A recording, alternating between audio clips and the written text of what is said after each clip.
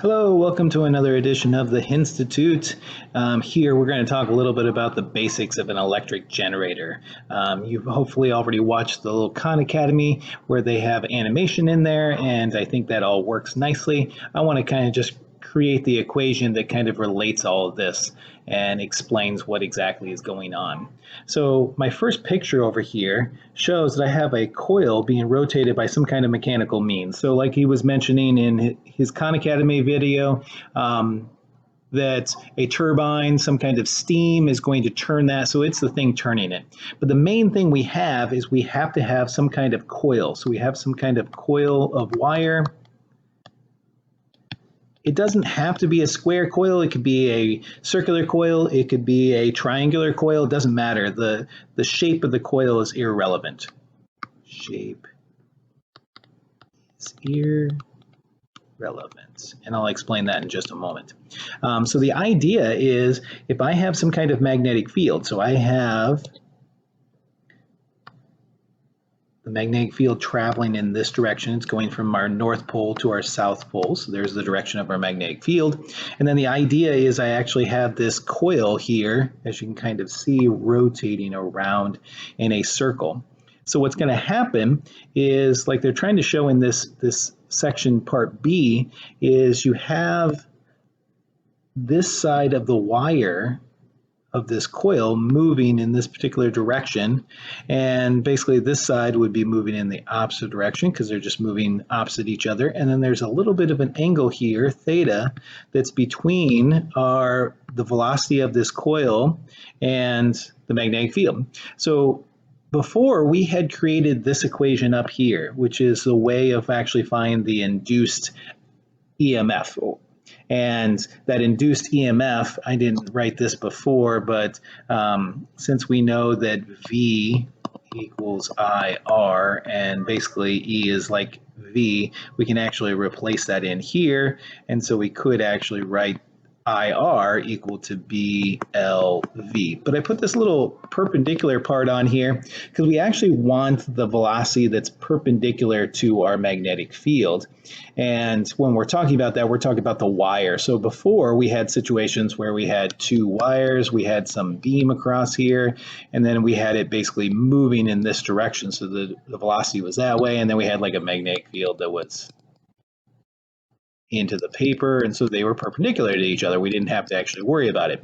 But if they're not perpendicular, then what we actually have is we have a little sine theta. Now, if you get really picky, we've talked about this before, it's actually a cross product between our two things. Basically, it's going to be our magnetic field, and then L would actually go in front, crossed with your velocity. And a cross product is what creates that little sine theta part, and that's what we have to deal with. So the reason I bring that up is as this coil is spinning, so as it's actually going through some kind of spin in this direction, this part of the coil is going to be moving forward, that part's going to be moving back. So if you notice, they have the L, the length here, as one side of our setup, but we also have a width here. Why isn't the width important? Well, if you remember this situation up here, we needed this beam, this L, to actually be moving in that magnetic field. This bottom section does have a magnetic field that's moving this way, but it doesn't actually have a portion of it that is moving any kind of perpendicular direction to our magnetic field. And so we don't actually have any contributions from the top of this or the bottom of this. All we have to worry about is the vertical parts. And so that is our only part of our length. So in other words, if we had a circular loop here that was spinning, what we would worry about is we would just worry about the distance from here to here. So basically we would worry about the radius of it or the diameter of it. If we had some kind of triangle here that was rotating around, again, we wouldn't actually worry about this direction of it. We would just worry about this direction of it. So that's the part that's actually doing it. And a circular one and a triangular one would be more complicated because they are actually diagonal here. And so we'd have to figure out this little direction. We'd have to figure out diameter, stuff like that. So we'll stick with rectangular ones, just make it a little bit easier. Well, if I had this spinning, what's going to happen is that's going to induce a little current in this wire. So you can kind of see that this current is flowing through here, and that is what eventually is going to power up my light bulb over here. And so we're actually going to get it to light up. Let's make it yellow so we can have it actually light up.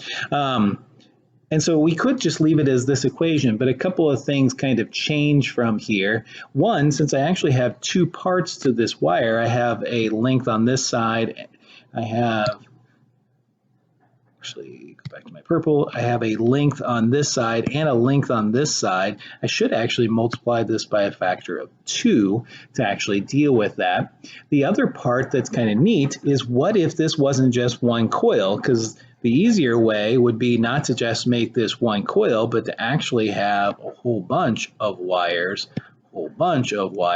So you'll actually sometimes see like a situation where there's some kind of armature that actually is rectangular, that's spinning in our particular situation. So it still has that spin, but this is actually made up of multiple coils going around and around and around. And so what that does is, N is the number of coils, and that adds another N factor to our equation up here. So our final result is to actually get an equation for the induced EMF, or the current times the resistance, either one.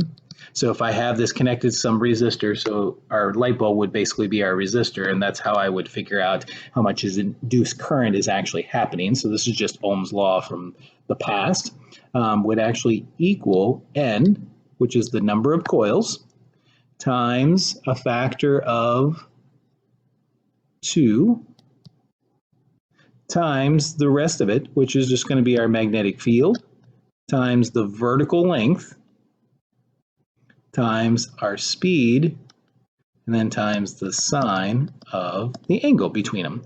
Now this, the sine angle basically is relating to the EMF at that particular angle. If you think about this thing rotating, that angle is changing. It's going to go from a situation where the angle is actually going to be 0 degrees to 90 degrees to 0 degrees to 90 degrees.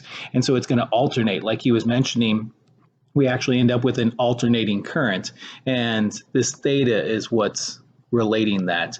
If you take it into account, the alternating part of that is the fact that you have a frequency to it. So sometimes you'll hear an alternating current, they'll say that it's alternating at 60 hertz, which basically means that the rotation rate is 60 times per second to create it. I'm not going to deal with the difference between AC and DC. I like the little video to kind of explain that.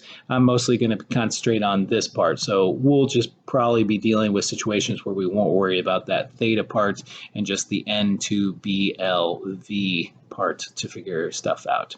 So this has been another edition of the Henstitute and the idea of an electric generator, the fact that we're using Faraday's law, the fact that if I take a coil and I rotate it in a magnetic field, that's going to induce a current, and then if I have that current, or actually it induces a voltage, and if I set that voltage connected to something, I can actually get it to create some kind of current. The example he's got up here in this picture, which is actually from your book, you notice that these brushes are going to kind of change their direction. It's kind of dealing with the idea of trying to create a direct current. So during part of it, you actually have it connected, and then the other part, you don't have it connected. So it tries to keep the current only flowing in one direction by only having it connected half of the time. Because as I flip this around, if this spins in a different direction, if I have this different rotation, all of a sudden these currents will flip direction. This one will be going up, this will be going down, and that would create an alternating current. But we're not going to deal with this really difference. We're not going to delve into the math, just kind of the basics behind it. Hope you enjoyed this edition of the Henstitute, and I will talk to you later.